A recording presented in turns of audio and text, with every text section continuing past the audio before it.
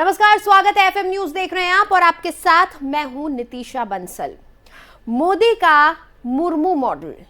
दरअसल महामहिम सिर्फ द्रौपदी मुर्मू ही नहीं बनी है, बल्कि बीजेपी ने, प्रधानमंत्री नरेंद्र मोदी ने एक मास्टर स्ट्रोक खेला है मुर्मू को बतौर राष्ट्रपति के कैंडिडेट उतार कर, क्योंकि इन राष्ट्रपति चुनाव में हमने देखा कि इस मास्टर स्ट्रोक से विपक्ष पूरी तरह से धराशायी हो गया, या यूं कहें कि विपक्ष टूटता हुआ, खंड खंड होता हुआ नजर आया। और ये सिर्फ चुनावों से पहले नहीं देखा, बल्कि मतगणना में भी ये सिद्ध हो गया, क्योंकि मतगणना के बाद ये देखा गया कि बहुत बड़े पैमाने पर क्रॉस वोटिंग हुई थी और मतदान से पहले ही कई पार्टियों ने, जो विपक्ष का हिस्सा है, उन्होंने पहले ही ये साफ कर दिया था कि वो मुर्मू का समर्थन करने वाली हैं।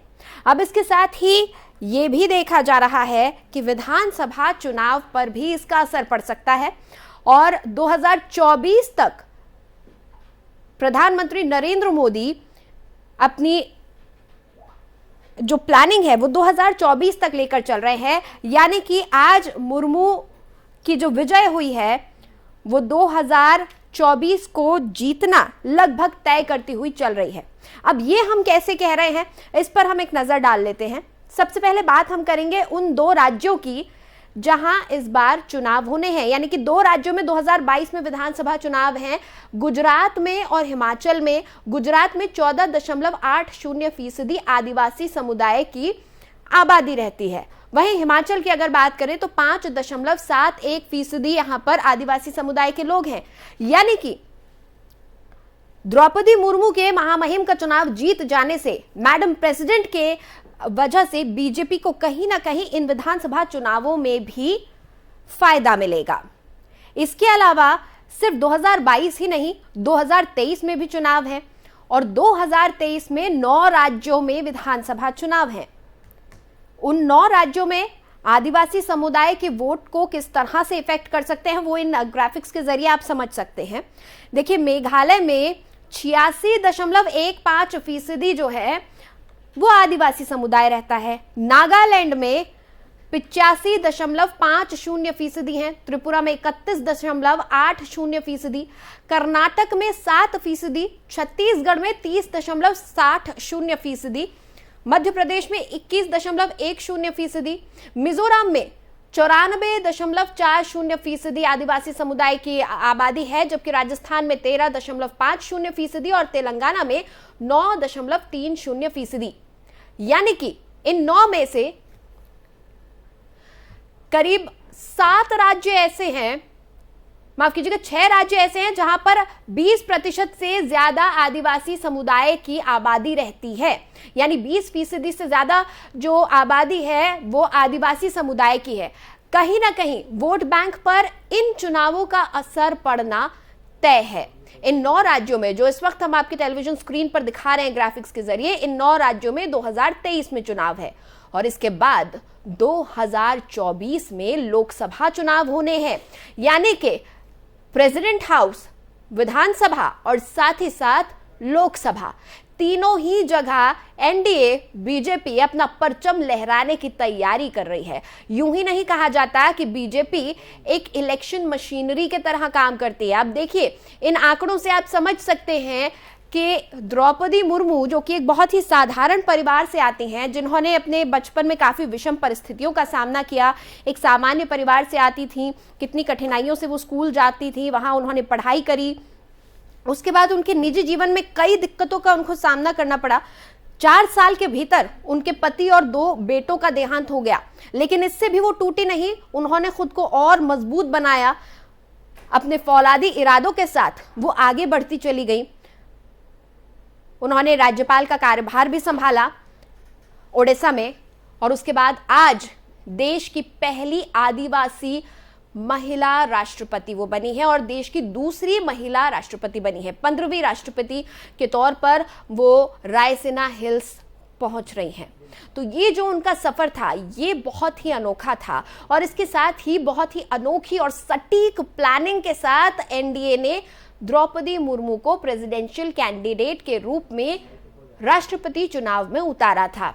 यानी आप देख रहे हैं किस तरीके से, अभी हमने ग्राफिक्स के जरिए आपको दिखाया कि किस तरह से जो 2 राज्य हैं इस बार जहां गुजरात और हिमाचल जहां विधानसभा चुनाव है, वहां पर इन प्रेसिडेंशियल इलेक्शंस का फर्क पड़ सकता है।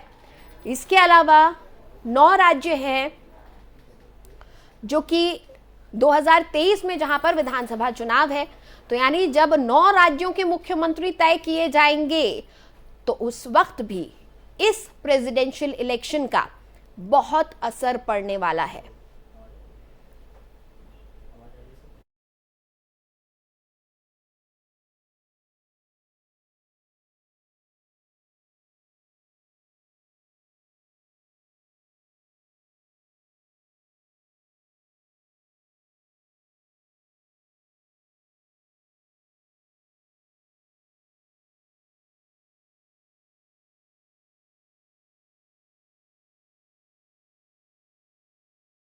तो देखिए, ये तो था वो गणित जो विधानसभा चुनावों में असर डालने वाला है, यानी 2022, 23 और वहां से 2024 में किस तरह से बीजेपी का परचम लहराएगा। अब हम आपको बता दें कि ये भी देखा गया कि विपक्ष अभी से धराशायी हो गया है। देखिए, 2 चीजें हैं।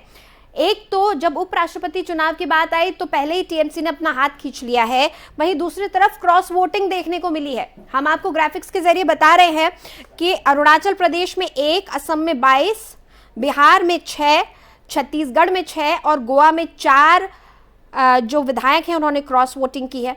वहीं गुजरात में 10, ओडिशा में 1, पंजाब में 2, हरियाणा में 1, हिमाचल प्रदेश में 2 जो वोट्स हैं वो क्रॉस वोटिंग में डले हैं। यानी कि कहीं ना कहीं हर लेवल पे, हर मोर्चे पर सेंध मारी है इस बार बीजेपी का। ये मास्टर स्ट्रोक कह सकते हैं द्रौपदी मुर्मू को प्रेसिडेंशियल इलेक्शन में कैंडिडेट बनाने का। झारखंड में 10, मध्य प्रदेश में 19, महाराष्ट्र में 16, मेघालय में 7, राजस्थान में 5, उत्तर प्रदेश में 12 और उत्तराखंड में 2 सीट पर क्रॉस वोटिंग हुई है। ये तो बात हम विधानसभा की कर रहे थे कि किन विधायकों ने, कहां कितने विधायकों ने क्रॉस वोटिंग की है। आपको यह भी बता दूं कि क्रॉस वोटिंग सिर्फ विधायकों द्वारा नहीं की गई है, बल्कि लोकसभा और राज्यसभा में भी क्रॉस वोटिंग हुई है। कुल मिलाकर लोकसभा और राज्यसभा में 748 सांसद हैं, जिनमें से 17 सांसदों ने क्रॉस वोटिंग की है। यानी एक बड़े पैमाने पर क्रॉस वोटिंग हुई है। साफ नजर आ रहा है कि जो विधायक हैं, जो सांसद हैं, कई ने तो पहले ही साफ कर दिया था कि इन प्रेसिडेंशियल इलेक्शंस में उनका क्या रुख रहेगा, वो किसको समर्थन देने वाले हैं। क्योंकि कई राज्यों की जो राजनीति है वो आदिवासी समुदाय से सीधे ताल्लुक रखती है। उन जैसे कि झारखंड की हम बात कर ले तो वहां पर आदिवासी समुदाय बहुत मायने रखता है जब हम बात करते हैं विधानसभा चुनावों की या फिर कोई भी अन्य चुनाव की। तो इस लिहाज से झारखंड में ये पहले ही साफ हो गया था कि वो द्रौपदी मुर्मू जी को वोट देने वाले हैं। इसी तरह से कई और विधायक हैं, सांसद हैं, जिन्होंने क्रॉस वोटिंग की है और उनका कहना यह था कि इन इलेक्शंस में उन्होंने अपनी अंतरात्मा की आवाज सुनी है।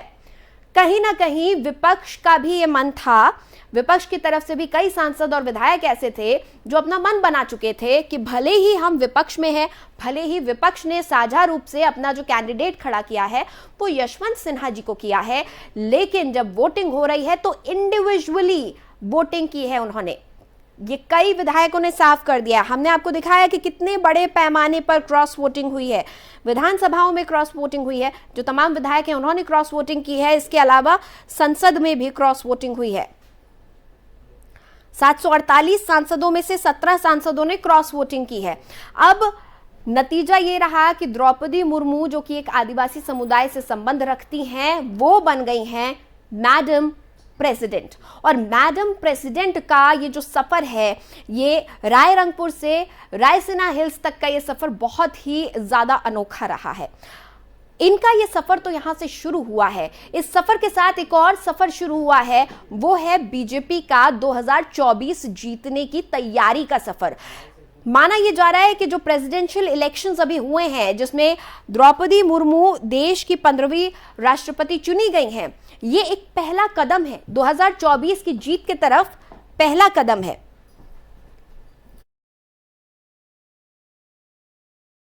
2022 के चुनावों में गुजरात और हिमाचल में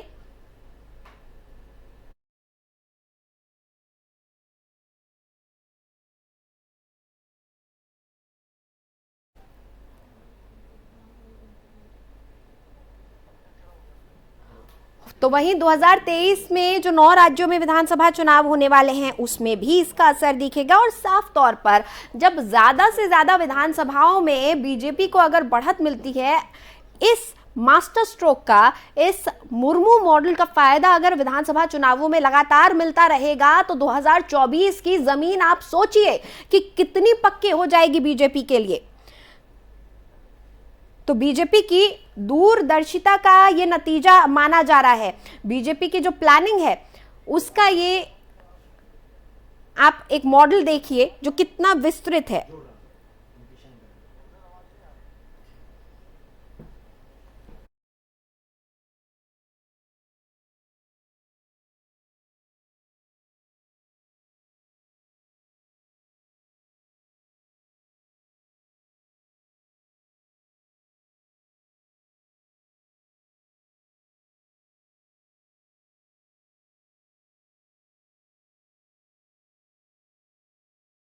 के इस मास्टर स्ट्रोक पर महामहिम की विजय से लेकर 2024 की ये जो तैयारी है, इसको लेकर जो हम आज बहस कर रहे हैं, इस पर कुछ खास मेहमान मेरे साथ जुड़ चुके हैं। उनका मैं आपके साथ तारुफ करवा दूं। मेरे साथ अजय महावर जी जुड़े हैं जो कि बीजेपी के विधायक हैं। साथ ही मेरे साथ ताजुद्दीन अंसारी जुड़े हैं, कांग्रेस के पूर्व मंत्री रहे हैं। बहुत बहुत स्वागत है सर आपका। जी धन्यवाद।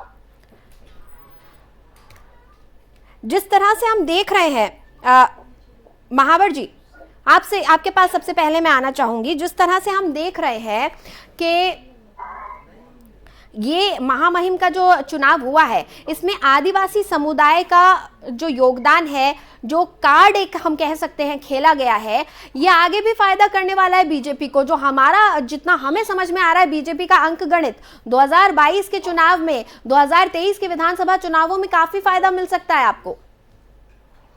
देखिए, हम फायदा और नफा नुकसान देख करके हमने ये निर्णय नहीं लिया।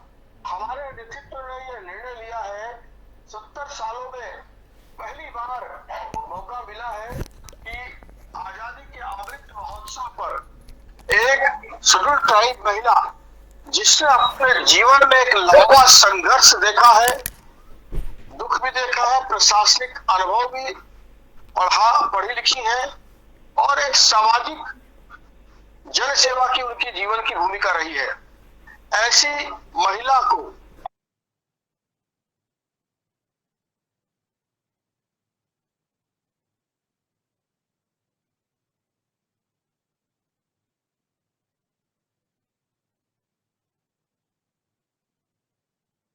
पर बैठा हुआ व्यक्ति को सर्वोच्च पद देकर उसको एक साहस, संबल और सम्मान देने का काम हमारी सरकार ने किया। ठीक है, बिल्कुल सही बात, बिल्कुल सही बात। लेकिन सर, इस चीज को तो नहीं नकार सकते कि इसका फायदा आपको चुनावों में भी मिलने वाला है। अब मैंने क्या कहा कि हमने फायदा समझकर कुछ काम नहीं किया। हाँ। हमने उस शेड्यूल ट्राइब को एक सम्मान देने का काम किया, संबल देने का काम किया। फायदा नफा नुकसान जो होगा वो भविष्य में देखा जाएगा, लेकिन हमने ईमानदारी से उस काम को किया है। पहले भी जब अटल जी की सरकार थी, तब एक पोस्ट लैंप के नीचे पढ़ने वाला अदना सा लड़का जो बाद में देश का इतना बड़ा वैज्ञानिक बन गया, अब्दुल कलाम साहब को हमने बनाया। पिछली बार शेड्यूल कास्ट से हमने रामनाथ कोविंद जी को बनाया। हमने किसी धनाढ्य व्यक्ति को, पैसे वालों को, प्रभावशाली व्यक्तित्वों को नहीं बनाया देश में। हमने उन लोगों को बनाया जो बहुत पिछली पंक्ति में बैठे थे और अपने जीवन के संघर्षों से आगे आए हैं। उनके सम्मान और संबल का काम किया हमने। ठीक है अंसारी जी, क्या लगता है, कई सारे विधायक हैं, सांसद हैं जिन्होंने क्रॉस वोटिंग की है इन प्रेसिडेंशियल इलेक्शंस में, तो कहीं ना कहीं इन प्रेसिडेंशियल इलेक्शंस का जनता पर भी फर्क पड़ेगा? अभी गुजरात चुनाव आ रहे हैं, हिमाचल में चुनाव है। देखिए, ये तो बहुत सोची समझी रणनीति है भारतीय जनता पार्टी की कि उन्होंने आदिवासी जो है वो पूरे हिंदुस्तान में लगभग 10 करोड़ के आसपास है, जिसमें बहुत ज्यादा झारखंड में, गुजरात में, उड़ीसा में, उत्तर प्रदेश में, तमाम स्टेटों के अंदर काफी स्टेट में आदिवासी समाज के लोग हैं। उनका वहां पर विधानसभा के चुनाव भी इस साल होने 2023 में उसको मद्देनजर रखते हुए, ध्यान में रखते हुए राष्ट्रपति नियुक्त किया गया। और ये राष्ट्रपति मुर्मू जी की जो नियुक्ति की गई, ये आदिवासी वोटों की वजह से। ठीक है, ये बीजेपी का फायदा हो गया ना, लेकिन विपक्ष को तो नुकसान हो रहा है। ऐसी स्ट्रैटेजी विपक्ष क्यों नहीं बना पाता अंसारी जी? वो तो 10 करोड़ है जी, लेकिन एक बात आपको माननी पड़ेगी कि 20, 22, 25 करोड़ के आसपास मुसलमान है। मुसलमान को न राष्ट्रपति बनाया गया, न उपराष्ट्रपति बनाया गया, क्योंकि ये लग रहा था कि शायद मुसलमान हमारे साथ पूरा नहीं जुड़ेगा, जबकि ऐसा नहीं है। उसके पहले जब भी किसी इलेक्शन की नहीं, एक मिनट अंसारी जी, मुझे एक आपत्ति है यहाँ पर छोटी सी, और वो ये है कि जब भी किसी इलेक्शन की बात होती है या फिर किसी अपॉर्चुनिटी की बात होती है, अवसर मिलने की बात होती है, तो हमें सिर्फ एक ही वर्ग क्यों नजर आता है? समाज के विपक्ष को एक ही वर्ग नजर आ रहा है क्या? मैं यहाँ पर आपसे सवाल कर रही हूँ कि विपक्ष टूटता हुआ दिख रहा है, विपक्ष को नुकसान होता हुआ दिख रहा है। सिर्फ प्रेसिडेंशियल इलेक्शंस में ही क्रॉस वोटिंग नहीं हुई है, बल्कि विधानसभा चुनाव है, 2022 के चुनाव है, सब में विपक्ष को नुकसान होगा, और आप सिर्फ एक वर्ग की बात लेकर बैठ गए हैं। मैडम, विपक्ष को तो नुकसान होगा, इसमें कोई दो राय नहीं जी।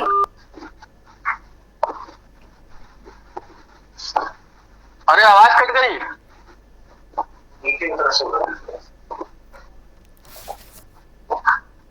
टेक्निकल दिक्कत की वजह से ताजुद्दीन जी की आवाज उन तक नहीं पहुंच पा रही है, उनसे दोबारा संपर्क।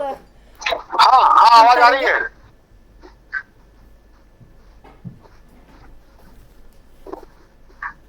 बहरहाल इस चर्चा को हम आगे बढ़ाएंगे।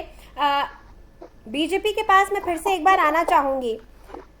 सर, भारतीय जनता पार्टी बहुत सुनियोजित ढंग से चुनावों में उतरती है, ये हमने देखा है, सुना है, और जो हमारा ऑब्जर्वेशन है वो यही कहता है कि भारतीय जनता पार्टी का कोई भी कदम बेवजह नहीं होता है।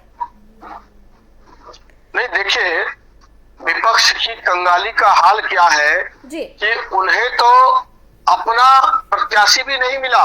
हाँ। पहले किसी से निवेदन किया, शरद पवार जी से निवेदन किया, किसी से निवेदन किया, कई लोगों से निवेदन करने के बाद सबने नकार दिया। हाँ। तब जो भारतीय जनता पार्टी में पहले कभी मंत्री रहे थे, हाँ। अभी वो विमुख हो गए हमसे, उनके बेटे अभी भी भारतीय जनता पार्टी से सांसद है, मंत्री रहे हैं मोदी जी की सरकार में। उनको जाके उन्हें बनाना पड़ा, मनाना पड़ा और बनाना पड़ा प्रत्याशी। तो उनके पास तो, विपक्ष के पास तो अपना प्रत्याशी भी नहीं है, इतनी कंगाली रही इसमें। और आपने देखा होगा कि विपक्ष के 126 विधायकों ने और 17 सांसदों ने क्रॉस वोटिंग की है। इससे साफ जाहिर है कि विप के बाद भी, पार्टियों के कहने के बाद भी लगातार विपक्ष ने अपने ही हिसाब से जी, अपने हिसाब से अपनी मनस्थिति देख करके अपनी पार्टियों के खिलाफ जाकर हमारे पक्ष में मतदान किया है, द्रौपदी मुर्मू के पक्ष में मतदान किया है। तो ये साफ दर्शाता है कि कहीं न कहीं विपक्ष ना एक है और ना ही उनके ही विधायक और पार्षद की बात को मान रहे हैं। खुद पूछ लेते हैं कि दरअसल चल क्या रहा है। अंसारी जी, अब ये समझाइए, क्रॉस वोटिंग हुई, इससे ये तो साबित हो गया कि कहीं ना कहीं विपक्ष टूट रहा है। अब ये बताइए विपक्ष एकजुट कैसे होगा? और बीजेपी ने तो जो स्ट्रैटेजी अपनानी थी या जिस तरह से कदम आगे बढ़ाने थे 2022, 23 और 24 के लिए, वो बढ़ा दिए। विपक्ष इसका जवाब कैसे देगा? विपक्ष इसका सामना कैसे करेगा? मोहतरमा, यही तो मैं बात कहना चाह रहा हूँ आपसे जी, कि उससे पहले जब हमारे राष्ट्रपति जनाब महामहिम रामनाथ कोविंद जी बनाए गए थे, वे दलित समाज से थे, तो भारतीय जनता पार्टी ने दलित समाज को कंट्रोल किया। अब एक आदिवासी महिला को बना करके आदिवासियों में नहीं बल्कि हिंदुस्तान ने ये बता दिया कि हमें कोई गुरेज नहीं है कि आदिवासी भी राष्ट्रपति बने। आने वाला जो चुनाव होगा अब से 6 साल बाद, वो फिर एक मुस्लिम को राष्ट्रपति बनाएंगे। तो ये तो एक बहुत बड़ी सोची समझी साजिश है और बहुत अच्छी बात है कि तमाम लोगों को साथ लेके चल रही है भारतीय जनता पार्टी। विपक्ष के अंदर एकता नहीं है, विपक्ष में जो है वो एकता बिल्कुल नहीं रह गई है, क्योंकि विपक्ष ने बहुत साझेदारी करके देख ली। एक से दूसरे के साथ जुड़ते हैं लेकिन जुड़ने के बाद काम नहीं करते, अपने अपने समाज के लिए काम करने की बात करते, देश हित की बात नहीं करते। और जब देश हित की बात नहीं करेंगे तो विपक्ष कहाँ से रहेगा?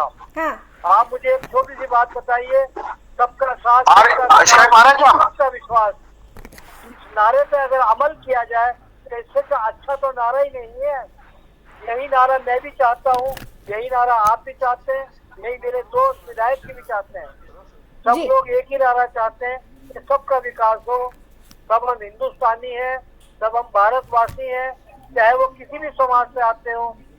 और आज भारतीय जनता पार्टी ने एक आदिवासी का नाम सामने ला करके और एक इस तरह की लेडी को जो गवर्नर रह चुकी हैं, जो विधायक रह चुकी हैं, जो बहुत गरीब दस्तार थी और बहुत मामूली सी जगह उड़ीसा से 300 किलोमीटर दूर जिनका गांव था, वहां से पढ़ने के लिए आप भुवनेश्वर में आई और वहां से आकर के अपनी स्टडी पूरी की। तो मैं तो सलाम करता हूँ ऐसी राजनीति को और सरकार की सोच को भी सलाम करता हूँ। बहुत अच्छा फैसला किया, मैं तो खुश हूँ। तो सर ये तो कमजोरी हो गई ना, ये तो विपक्ष की कमजोरी हो गई। मैं ये पूछ रही हूँ कि विपक्ष इस चीज से उभरेगा कैसे, विपक्ष इसका सामना कैसे करेगा? क्या विपक्ष हार मान चुका है? विपक्ष हार नहीं माना है, विपक्ष फिर कोशिश करेगा। वो कोशिश करने के बाद में 2024 के पहले विपक्ष जो है फिर एक साथ जुड़ेगा, एक साथ जुड़ने के बाद फिर मुकाबला करेगा। नहीं देखिए, अगर वो रामनाथ कोविंद को बनाते हैं, वो द्रौपदी मुर्मू जी को बनाते हैं, तो ये तो बीजेपी का अच्छा चेहरा सामने आ रहा है, उनके अच्छे काम हैं, वो मौके दे रहे हैं, हर तबके से इंसान उठकर आए और देश के सबसे बड़े पद पर आसीन हो। ये तो अब्दुल कलाम जी को भी हमने बनाया जी, वो पॉजिटिव पॉइंट है ना सर। मैं ये पूछ रही हूँ कि भाई बीजेपी तो सब अच्छे काम करके जनता के बीच पहुंच रही है चुनाव लड़ने के लिए, अब विपक्ष क्या करेगा? उपराष्ट्रपति चुनाव में पहले फूट पड़ती हुई दिख रही है, ममता बनर्जी ने हाथ खड़े कर दिए, हम तो वोटिंग ही नहीं करेंगे। आप मुझे ये बताइए ना कि विपक्ष की क्या स्ट्रैटेजी होगी अब? मैडम मैं भी तो यही बात कह रहा हूँ। हाँ। देखिए, आज की तारीख में आप इतिहास उठा के देखिए कि जितने भी पसमानदा लोग हैं, पसमानदा बिरादरी के लोग हैं, चाहे वो हिंदू हो या मुसलमान हो, हाँ। मजहब की बुनियाद पे बात नहीं कर रहा हूँ मैं, पसमानदा बिरादरियों की बात कर रहा हूँ, दस्तकारों की बात कर रहा हूँ। उनमें से भी कोई ना कोई बनना चाहिए, उसे भी कोई ना कोई पोस्ट मिलनी चाहिए जो पसमानदा बिरादरी से जुड़े हुए हैं। और आने वाला जो टाइम होगा, तो जैसा हमारी सरकारों ने कहा कि 80 और 20 का टाइम आएगा, तो 80% लोग जो है वो पसमानदा बिरादरी के हैं, दलित हैं, पसमानदा है, गरीब है, मजलूम लोग हैं, जिनके साथ जुल्म किया गया। अरे आप ये इतिहास उठा के देखिए कि तमाम पसमानदा बिरादरी के लोगों को ठीक है, यानी विपक्ष एक और मांग कर रहा है। दरअसल विपक्ष खुद में बहुत कंफ्यूज सा मुझे लग रहा है। बहरहाल समय मेरे पास अब कम है। अजय महावर जी, आपका एक फाइनल कमेंट मैं चाहूंगी। बीजेपी की हमने मास्टर स्ट्रोक बीजेपी का देख लिया, अब बीजेपी आगे किस तरह से बढ़ने वाली है? मेरे तो कमेंट कर रहे हैं आप जी महावर जी,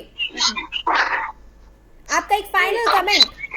महामहिम के चुनाव के बाद अब बीजेपी और एनडीए की आगे की रणनीति। देखिए, बीजेपी की अब आगे की रणनीति है किसी भी पसमानदा मुसलमान को लेंगे। मैं आपको ये बात बता देना चाहता हूँ कि अभी हमारे प्राइम मिनिस्टर साहब जनाब नरेंद्र मोदी साहब ने हैदराबाद में भी ये बात कही थी 2 तारीख को कि अभी पसमानदा जो मुसलमान है, जिनको जो है वो पिछड़े मुसलमान कहते हैं, जो तमाम 80% लोग हैं मुसलमान समाज में, पसमानदा बिरादरी के लोग, उनको भी अभी आगे से लेके बढ़ेंगे।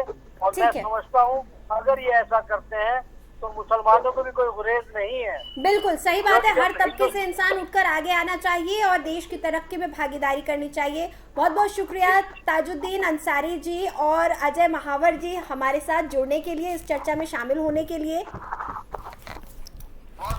Thank you. कि किस तरह से प्रधानमंत्री नरेंद्र मोदी भी पहुंचे द्रौपदी मुर्मू जी को मुबारकबाद देने के लिए, और जो मुस्कुराहट थी वो मुस्कुराहट सिर्फ इसलिए नहीं क्योंकि एनडीए की उम्मीदवार देश के सर्वोच्च पद पर आसीन होंगी, बल्कि ये मुस्कुराहट इसलिए भी है क्योंकि मोदी का जो एक और कदम बढ़ा है, ये सिर्फ रायसीना हिल तक नहीं है बल्कि तमाम विधानसभाओं तक और फिर आखिरकार 2024 में संसद तक पहुंचने का रास्ता है। आप देखते रहिए FM न्यूज़। इस बुलेटिन में फिलहाल इतना ही।